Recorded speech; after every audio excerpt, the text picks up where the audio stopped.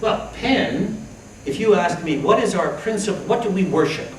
What is the golden calf that we worship? The Tower of Babel. We believe in the Tower of Babel. We've got 144 centers in 104 countries speaking hundreds of languages. And we love it. It's great. Having people you can't speak to, but you're going to have to make yourself understood with, fabulous. It's exciting, it's different, it's interesting, it's challenging. We are the religious devotees of the Tower of Babel. And I would encourage you to join this religion, because it is a religion of complexity. And at the heart of philosophy, at the heart of humanism, is the idea that you are capable of imagining the other, the person you do not know. That's what all of philosophy is about. All of ideology is about the other is dangerous and you must protect yourself from the other.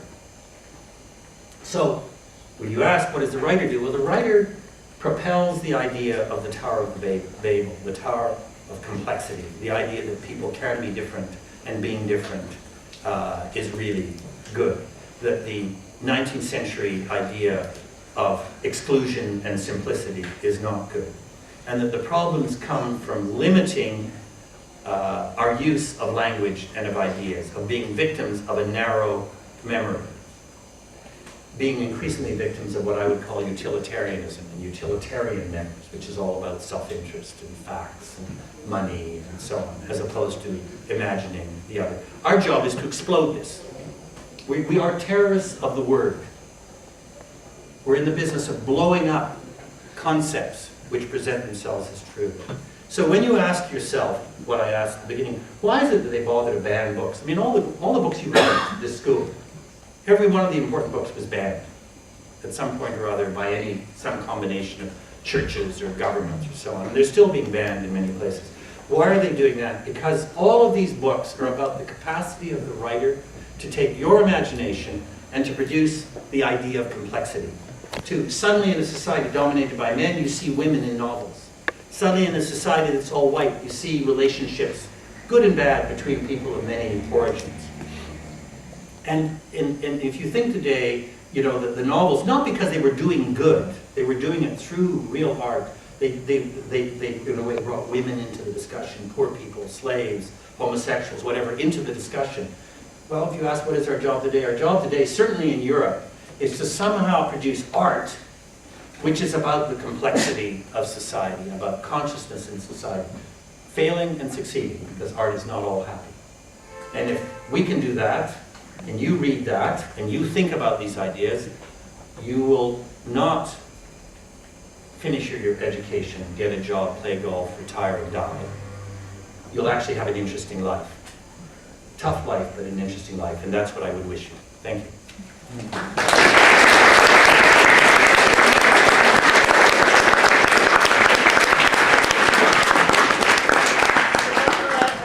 Thank you very much for the very interesting talk. And I believe that it provoked a lot of thought, and I hope some of questions as well. Thank you for the opportunity you gave us. Also some time at the end for the discussion, and I'm opening the floor for questions. So now we start with the embarrassing part where no one raises their hand. No, that is there, not good, so. good, there. This is a good person. You mentioned. You have to speak. Yeah, you mentioned how Voltaire ridiculed the explanation of the Lisbon earthquake in the 18th century. Then you said how we now lack articulation of this problem of transferring debt from the rich people to poor. And we had a very similar situation in the 1930s, with the previous big recession, when they also tried to solve their debts, you know, by squeezing the economy before the New Deal came along in America. I'm speaking now in America, you know, because in Europe they came up with different, very unpleasant solutions. But in America, who, in your view, articulated this problem so that it exploded into New Deal? Well, I mean, you know, the New Deal, did you hear the question? Yeah. Yeah, good. I mean, what's interesting is that, we were talking about this the other day, that a bunch of us, that really the concepts which led to the New Deal, if you look at them historically, start really in an organized way at the turn of the century. So politically, it's the arrival of Teddy Roosevelt by accident, because he's a the president is shot. Franklin. No, Teddy. Teddy. Teddy Roosevelt. His uncle? It's his uncle. I think it's his uncle. And Teddy Roosevelt actually is the beginning of the reform movement, and he violently attacks the banks and the big companies and begins the reforms, and actually begins the environmental movement also.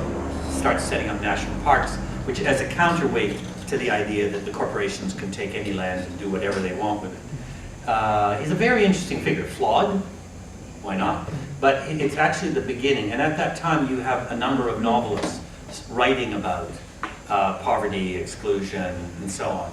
And as you move into the 1930s, you have an enormous explosion in the creative community, songwriters, novelists, and this goes right on with people like Steinbeck. And I'm terrible at remembering names, but somebody can probably do some of them. Who else would you put in that category of the Scott Fitzgerald. Scott Fitzgerald. It's a long list of novelists who actually begin to show through their novels and through the songs. It's interesting because it's a relatively uneducated society, so the poets really go back to the troubadour oral tradition, and the songwriters become the real poets of the day. That was Carl Sandburg. Yeah, Sandburg, but people like Woody Guthrie, people like that, and they become the voice of the people, just the way poets in the pre-literate period were voices of the people. Remember that just as a detail, that in the 18th century, one of the reasons that people like Jonathan Swift, Gulliver's Travels, big political novel, right?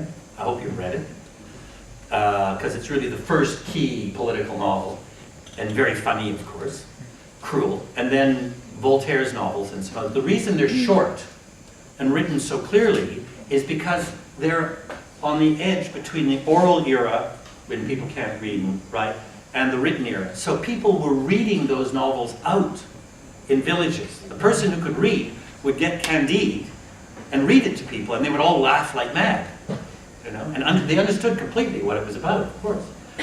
So that was interesting in the 30s, the United States, which is a class-based society. It always says it's, you know, egalitarian. It's probably the biggest class-based society in the Western world. More rich, and a lot more poor, and big division. But at that point, you needed that oral tradition for it to function. So there were a lot of writers, and then you had this movement of what was then called sort of left-wing intellectuals, liberal intellectuals, which became the support base for FDR. But FDR, and that then takes you right through to Johnson. And then it ends, you know, Johnson was both the last great president and the last big disaster. Because everything he knew about, he did well, and everything he didn't know about was a catastrophe. So the Vietnam War was a catastrophe. If he hadn't done the Vietnam War, he would today be considered one of the most important American presidents because of his social reform. So it goes from Teddy Roosevelt to Johnson, that reform movement. And it was, all around it were these, what you call liberal intellectuals. Some of them in universities, some of them writing books, some of them writing novels, some of them writing political journalism.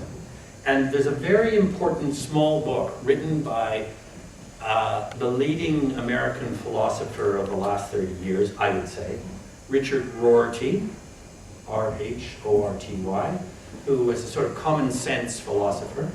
And in his old age, his last book was a very short, simple book called something like Imagining My Country, or Reinventing My Country.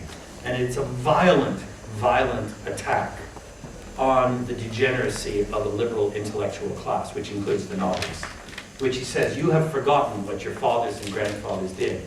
They didn't just write books. They wrote books that could be read. They didn't write for each other, they wrote for the reader. And they went into the streets and they organized, and remember where I started? They took power. They took power in local schools and local organizations. They created organizations. They created the mechanisms which made it possible for FDR and Johnson to be elected and to make changes. The problem for the current President Obama is that he still doesn't have an intellectual class to back him up. Basically, you know, they went out and helped during the election, and they went back to the universities. So he doesn't have this motor of hundreds of thousands of intellectuals working in the fields to make sure that the language of justice is believed and understood and used by people. And that's how they go back to the universities, and immediately the the bad guys come back out again and argue, oh no, the debt, you know, that's the government's responsibility. Where were the liberal intellectuals when that happened? Where were they? They were not speaking in public, they were not working in public, and the result is a fraud took place. Anyone else? There must be. Yes? We talked about writers and what they should do in this society, but what about journalists? Let's have journalism. Is there any different role of journalists and writers, or is it kind of the same? No, it's basically the same. I mean, you know, you have this big package, which is communication. And, you know, it includes, and it changes all the time. And it changes from society to society. So that, for example, in the last days of General Pinochet in Chile, it was the playwrights. Why was it the playwrights? Well, because actually they couldn't get the police into all the theaters every night. So that you could actually change the plays and turn the plays, a bit like in the days of the Soviet bloc.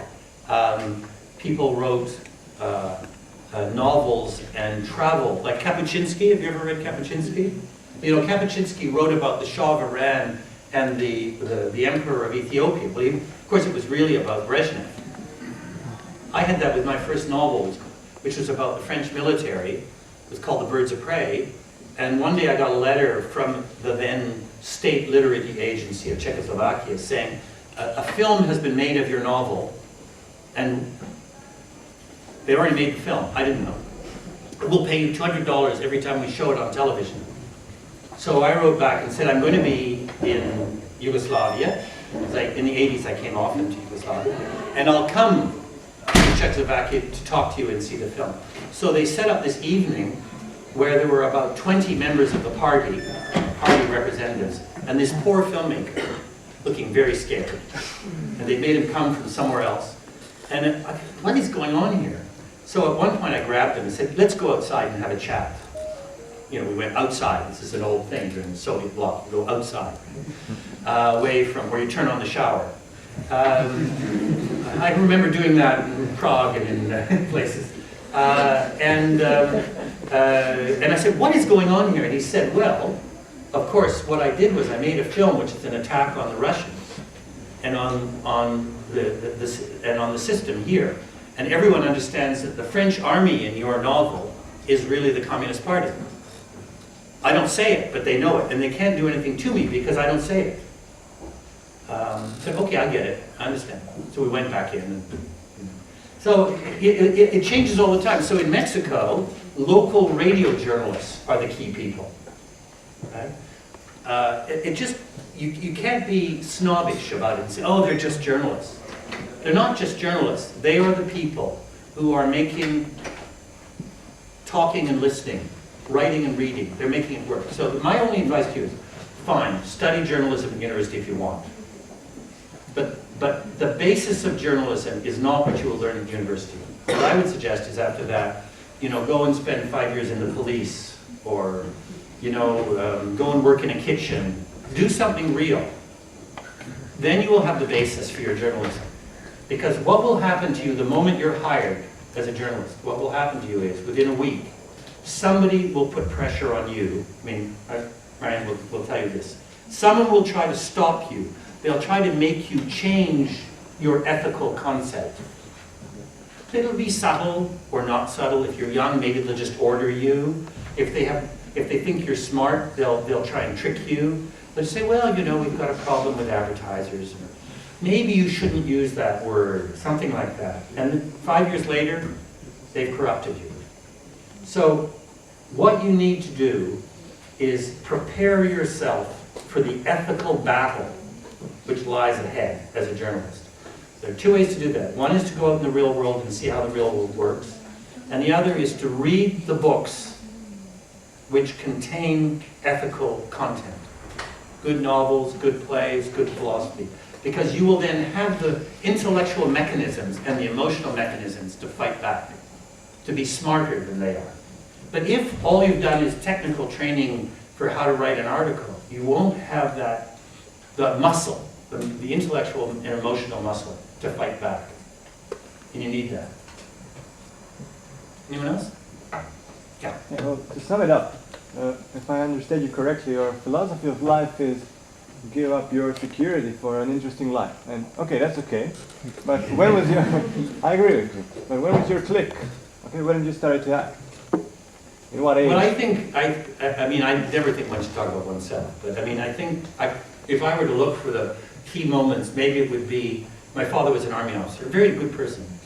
But I remember having a discussion about China, which we didn't agree on, which was, should China be recognized? And I just remember a family holiday when my father stopped the car and told me to get out and drove away with the family. I thought, well, I guess argument is interesting. You know? I think, I don't know, there were lots of moments. I did my PhD on the modernization of France under de Gaulle, and I did it in a very peculiar way. There was a lot of literature in it and things. And it got to the oral exam, and traditionally in England, the oral exam is half an hour, polite questions, a couple of polite questions, coffee, and then they say congratulations. They take you out and give you some sweet sherry, awful.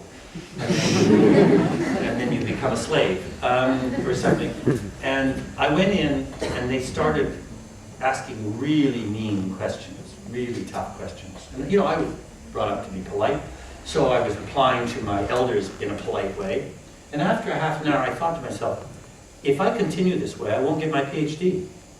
So then I started to become very combative and quite rude. And we actually had a 2-hour slanging match. Do you know slanging? And at the end of it, they said, well, we'll talk about this and we'll phone you tomorrow. And they gave it to me. But, and I turned it into my first novel and sold 2 million copies. The ultimate revenge. You know? So I think, but the last story I would tell you is this, that, so I wrote this first novel, The Birds of Prey, and it was first published in French in Paris, Versailles. And I was working in Canada then, so I came over from Canada, a young guy, to be launched in Paris by probably the single most famous independent publishing house. Because Versailles came out of, in a way, it came out of the French Resistance, and a very interesting house. And it was a very controversial novel. I knew that. We had a lot of negotiations with lawyers. Anyway, it came out. The first 2 reviews were from the conservative papers, The Figaro and, I don't know, François or something. And they were horrible. When I say horrible, I mean they were so insulting. They were so personally insulting. It wasn't just that it was a bad novel, that I was somehow corrupt, degenerate, whatever. And my first thought was, my God, what will my mother think? I'm 29 years old, you know, it's really embarrassing to have major national papers saying these things about you. And then I thought to myself, no, actually, this is quite fun.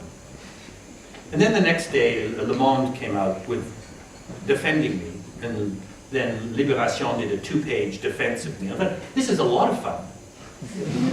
You know, being in public life, you have to have a thick skin, and you have to be ready for the fight. If you're not ready for the fight, then you shouldn't be out there. But in a way, that's also the difference between most citizens and the writers, is once you decide to be a writer, you're a public figure, and you should just accept that. Other citizens are somewhere from a private life to a public life. You choose where you want to be on that line, how often, and in what way. But frankly, the more you're out there, the better, because then we're not alone. We like it. Anyone else? There must be. If there are no other questions, we will thank you again. Thank you. And we will invite you outside. All right. Thank you. Great meeting with you.